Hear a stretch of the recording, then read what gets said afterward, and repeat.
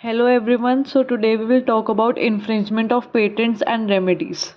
Patent infringement कैसे कैसे हो सकता है। पहला है making, using, offering for cell, selling. Import कर रहे हो तुम इन पर्पस की वजह से कि for making, offering for sale without the permission of the patentee. Patentee वो पर्सन होता है जिसने वो पेटेंट लिया है।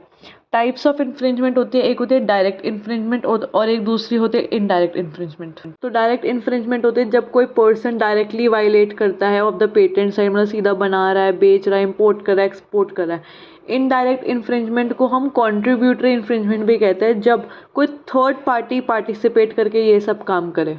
फिर अब एक्सक्लूजन क्या है, कब कब इन्फ्रिंजमेंट नहीं माना जाएगा। पहला, अगर वो एक्सपेरिमेंट पर्पस के लिए हो रहा है, कोई रिसर्च पर्पस के लिए हो रहा है या फिर कोई एजुकेशनल पर्पस के लिए हो रहा है, तब इन्फ्रिंजमेंट नहीं माना जाएगा। तो section 104A of the patent act जो कि बोलता है हु हैज़ टू प्रूव, कौन प्रूफ करेगा कि पेटेंट की इन्फ्रिंजमेंट हुई है। तो अगर कोई समवन सू करता है फॉर द पेटेंट इन्फ्रिंजमेंट और वो पेटेंट अगर मेथड है टू क्रिएट अ प्रोडक्ट, तो कोर्ट उस पर्सन जो डिफेंडेंट है उससे पूछेगा कि तुमने किस प्रोडक्ट को चूज़ करा और कैसे उस मेथड को बनाया, बट ओनली इफ़ अगर वो पेटेंट एक मेकिंग ऑफ न्यू प्रोडक्ट का मेथड बताता है। इसको एग्जांपल समझते हैं। एक कंपनी ए है, वो मैन्युफैक्चर करता है एक इको फ्रेंडली प्लास्टिक। तो एक कंपनी बी है, उसने same type of eco friendly plastic बनाना शुरू करा और सेम प्रोसेस से बनाया। तो कंपनी ए ने सस्पेक्ट करा कि ये तो हमारा ही प्रोडक्ट है, तो उसने उसे सू कर दिया। अब कंपनी बी को ये प्रूफ करना पड़ेगा कि जो वो इको फ्रेंडली ग्लासेस बना रहे हैं वो कंपनी ए से कैसे अलग है। सेक्शन 104 को एग्जाम्पल के थ्रू समझते हैं। एक सपोज करिए एक मिस्टर ए है, एक इन्वेंटर है जो एक इनोवेटिव सोलर पावर डिवाइस का इन्वेंटर है। उसने पेटेंट इस चीज़ का बनवा लिया। अब उसने डिस्कवर करा मिस्टर गुप्ता एक लोकल मैन्युफैक्चरर है, उसने सिमिलर डिवाइस बनाया है बट विदाउट हिज परमिशन। तो in response to this alleged patent infringement mister Sharma ने बोला कि मैं फाइल करूँगा लॉ सूट। तो according to section 104 mister Sharma जो है वो लॉ सूट फाइल नहीं कर सकता।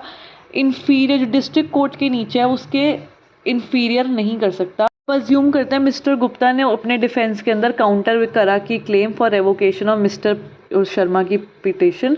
उसने बोला कि मैंने तो ये पेटेंट कभी यूज़ ही नहीं करा। तो in this case including mister Gupta का जो काउंटर क्लेम है वो हाई कोर्ट चला जाएगा for a decision as per this section. Section 108 बताता है रिलीफ फॉर द इन्फ्रिंजमेंट, जहाँ पे एक कोर्ट डील करता है with the case of patent infringement. उसके पास एक पावर होती है कि वो इन्फ्रिंजर को रोके from the continuing of infringement. वो सर्टेन कंडीशन वगैरह लगाता है अगर कोर्ट को लगता है नेसेसरी है। एडिशनली जिस पर्सन ने लॉ सूट फाइल करा है, जो प्लेंटिफ है, वो चूज़ कर सकता है या तो उसे रिसीव, या तो उसे मनी मिले या तो उसे वो डैमेजेस मिले या फिर शेयर ऑफ प्रॉफिट्स मिले अगर उसके पेटेंट को विदाउट परमिशन यूज़ किया गया है। सेकंड, इसमें बोला गया जो कोर्ट है वो ऑल्सो डिसाइड कर सकता है कि वो ओनरशिप दे दे या फिर डिस्ट्रॉय कर दे प्रोडक्ट को जो भी इलीगली बन रहा था, या कोई भी ऐसा मटेरियल टूल जो उस प्रोडक्ट में यूज़ हो रहा था। This can be done without giving any money. सिर्फ डैमेजेस मिलेंगे टू द प्लेंटिफ या फिर कोई भी शेयरिंग ऑफ प्रॉफिट्स मिलेगा।